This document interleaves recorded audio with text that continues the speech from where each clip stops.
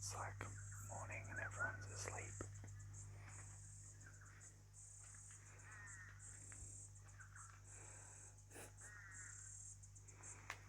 Pretty simple.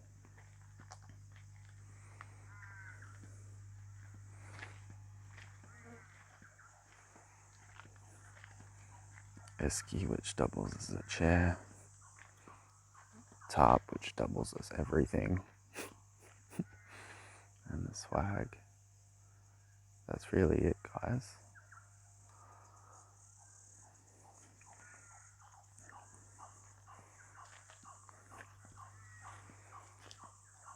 So, yeah, I've decided I'm staying here for a little bit.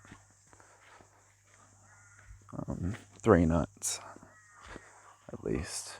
And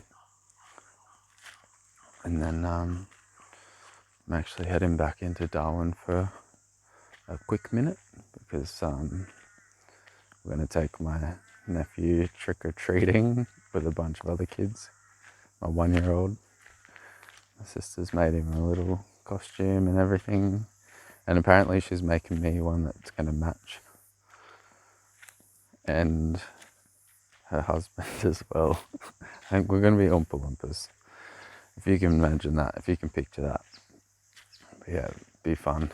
And the idea is find out how this setup goes and then go back to Darwin where the shops are and get anything that I might need or anything that I realise like I can't live without, which I don't think there's really anything.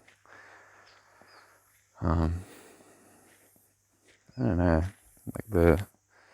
I could take the car into a mechanic and just get a few things looked at, but I'm pretty confident that it'll be okay. I love these termite mounds. And later I'll show you a baited croc trap as well. There's one just down behind the campsite, which is pretty funny. And the way those croc traps work is if they find a crocodile in there, it means there are crocodiles here now and they close the park.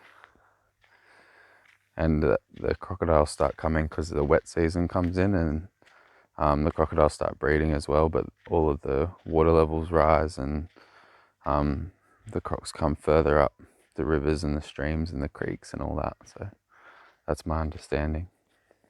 So they put traps in and I'm pretty sure they just catch and release them, but yeah, the traps are an indicator that basically the crocodiles have arrived and people need to leave. But sometimes they don't get caught in the traps and sometimes they just swim past and then they eat people, which is fun. I don't know. People say that everything in Australia is trying to kill you. Like that's the foreigner's perspective of our country. But I was chatting to a few Americans and it sounds like camping here is much safer than camping in like the United States, for example, because I don't know, I know what to look for with snakes and spiders and the stuff that'll kill me here, even the plants that'll fuck you up here. And I'm not talking about plants that you eat. I'm talking about plants if you touch them, you'll be fucked. But it's stuff that you can take precautions. Whereas in the United States, it feels like bears and fucking mountain lions and these huge mammals that will just eat you. Like I think one of them said like, basically if you go camping and a bear comes, that's the end of it. Like there's no like thing that you can really do. I guess if you had a gun or whatever, like I don't know. I feel safe in Australia after having chats with people who have camped in other countries. I guess the big thing here is like water. Like if you ran out of water, because it's a pretty big dry continent and you'd be in trouble. My thing is bring the esky, and when all the ice melts, you've got an extra like 5 liters of water there if you're desperate. and eat lots of fruit and stuff, because fruit's got moisture in it naturally. That'll get you out of trouble a little bit longer. I don't know. I don't really overthink the survival stuff, as you can tell from the earlier journals, driving like thousands of kilometers with a can of baked beans and a couple of apples. But I should take it more seriously. I'm learning. You're just having chats to different people about different things, and I was like looking at different people's Instagrams, like other traveling people. I'm that guy now. Looking at people's Instagrams, see what they're doing. Yeah, I've become a lot of things that I never thought I would, like the blokey guy, the four-wheel drive guy, the camping guy. Like, I don't know, I was like a film guy. I was like a creative guy. I was like, stay inside with your computer and do everything on a screen guy. And this is like the opposite of that. Always liked all this stuff. This is like an old service road. I just thought it was like an appropriate little stroll to take for the morning while everyone's still sleeping in the campsite. Found some firewood here last night. It's one of my favourite things of the day, when you can actually have a fire and you go just for the firewood walk, firewood meditation walk. Just reflect on the day, and then lighting the fire and sitting by the fire. It's all good. Having a fire, having a time machine, connect to all your ancestors.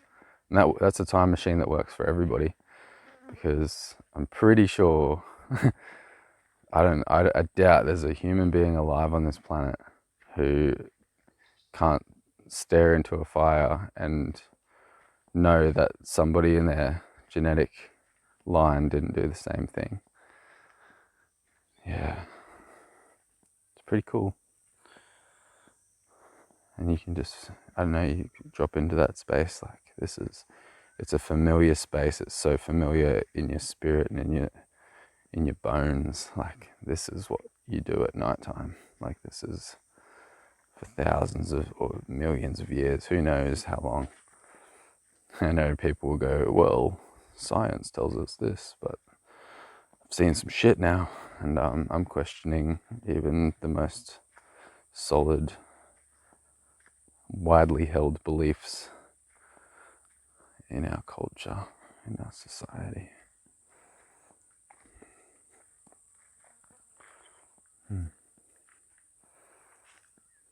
So quiet, it seems silly to like journal. I always say that, like, I'm journaling in a beautiful place, and I'm like, it seems silly to talk, but I'm doing it. So just embrace that. This is what you're doing, sharing this moment through a screen with people who you want to get off their screens. The paradox of this. But I gotta do this, because I don't know if anybody else has gone through this in their life. You sort of rationalize away or talk yourself out of like everything that you want to do.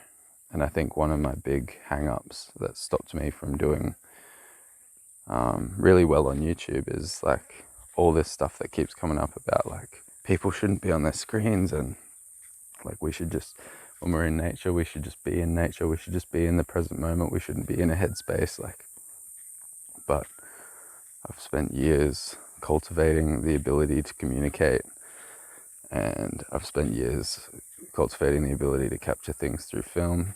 These are my skills. Do I really want to start again and create a whole new skill set? Kind of already have. Like, I've been learning new things.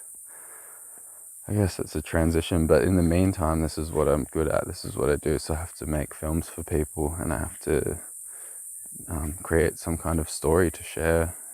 And yeah, I just got to utilize what I've got while I'm at that level, instead of going like, oh, you know what, I've got a better idea. I'm going to focus all of my energy on this better idea and ignore all the ways that I already have to sustain myself and make money and create abundance. Like, okay, like just be where you are. Stop trying to always be the best version of yourself now. Like it just reminded me of that Ronnie Chang guy. He's stand-up comedian. He's special on Netflix. Is called Asian Comedian Destroys America. That's what just came to my mind when he's talking about Amazon. He's like, I want it now. I want Amazon yesterday. Use artificial intelligence to figure out what I want before I want it and bring it to me. Like, that's the kind of thing that people have with like personal development. They're like, I want to be best self now.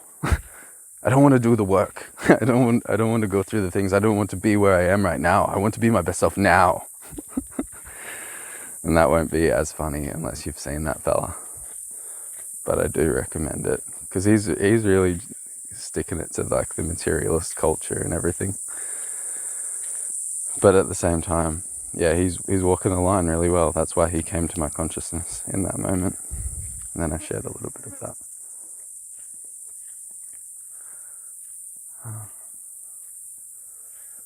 Hear all the insects and stuff starting to wake up. Just the whole place is like starts buzzing with energy, like physically buzzing with energy. Like all that sound is all vibration, like literally like wings vibrating together or legs vibrating together or parts of insects vibrating together and creating literally like vibrating energy. So strong.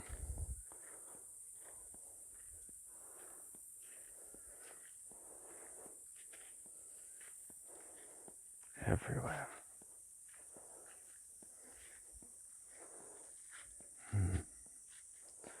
So another fucking day. I'm actually really enjoying myself now.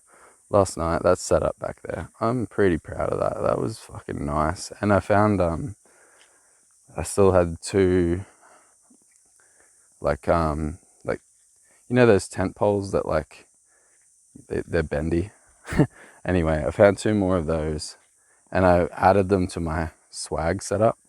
Like there's not places for them to go, but I just kind of added them in there so that it just works better and I had more clearance. Like the mosquito net wasn't like leaning on me, like there was actually space in there.